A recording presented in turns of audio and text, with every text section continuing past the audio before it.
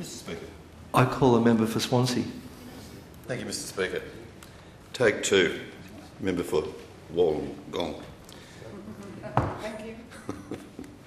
Mr Speaker, my electorate of Swansea is a classic example of the lack of a coordinated approach to infrastructure by the former Labor government.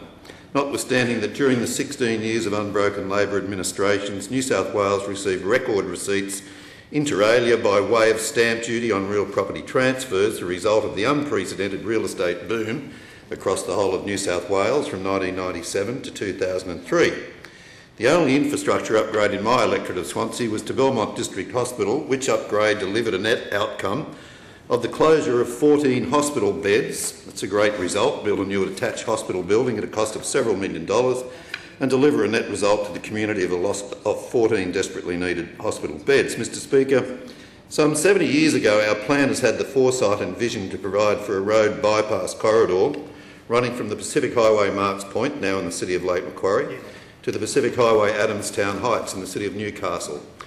70-odd years ago, planners had the foresight to appreciate that communities such as Belmont, Jules, Floraville, Tingara Heights, Valentine, Eleebana, Warners Bay, Windale, Gateshead, Redhead, Charlestown, Cahiba and Dudley would by the late 20th century be experiencing such traffic gridlock along stretches of the Pacific Highway that the Belmont-Charlestown bypass would be required as an essential piece of infrastructure in East Lake Macquarie.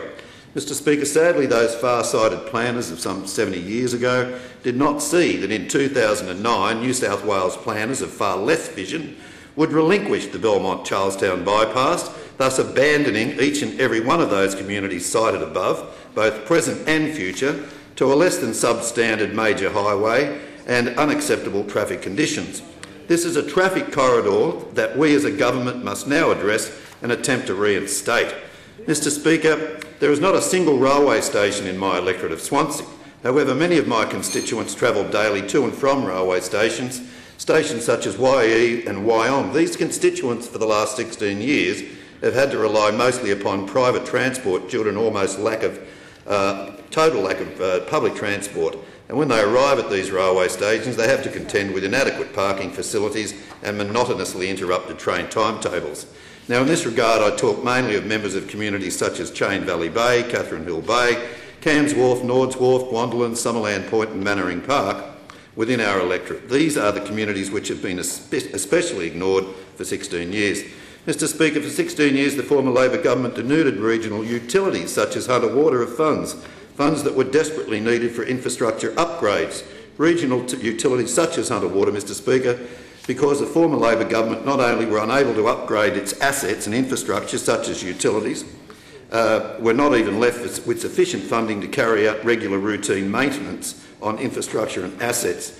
Mr Speaker, many people are familiar with the beautiful seaside village of Swansea, the gateway to the Hunter to the north and the central coast to the south from which my electorate takes its name.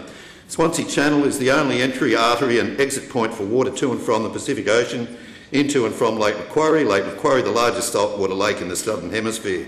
Swansea Channel is a highly dynamic marine environment. Swansea Channel, the consequence of which is that the channel requires regular dredging in order that it remains navigable, and this navigability is absolutely essential in order that the fleets of ocean-going commercial sport and leisure craft entering and leaving this, the largest saltwater lake in the southern hemisphere.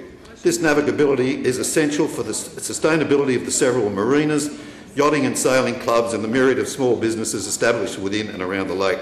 Mr Speaker, the people of Lake Macquarie and Swansea well understand the importance of the channel being navigable at all times, and it is not surprising, therefore, that within the Swansea and Lake Macquarie communities there was great euphoria and excitement when on the 14th of March 2011, just 11 days out from the 2011 state election, the former Labor government did with much fanfare announce that the then government had placed an order for a dredge for the full-time use in Swansea Channel.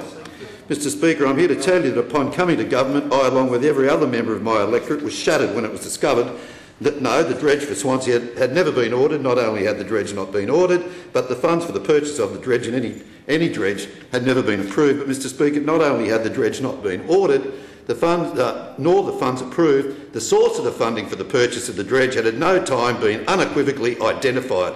Mr Speaker, this is not infrastructure by planning, but rather a deliberate attempt to retain power in this instance at a local level at any cost, even by way of a deliberately orchestrated program of deceit and lies. At the very best, Mr Speaker, the communities of Swansea and Lake Macquarie were for 16 years the victims of a campaign of deliberate misrepresentation perpetrated by the former corrupt Labor government. Thank you, Mr Speaker. I call the member for Cessnock.